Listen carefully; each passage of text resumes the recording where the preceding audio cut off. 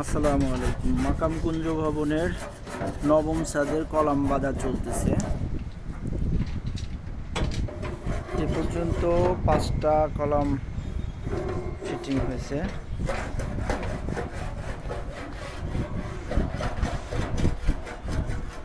বর্তমান কাজের পরিস্থিতি, যারা মাকাম কুঞ্জের সম্মানিত সদস্য সবাই দ্রুত বিল্ডিং তৈরির টাকা পরিশোধ করবেন।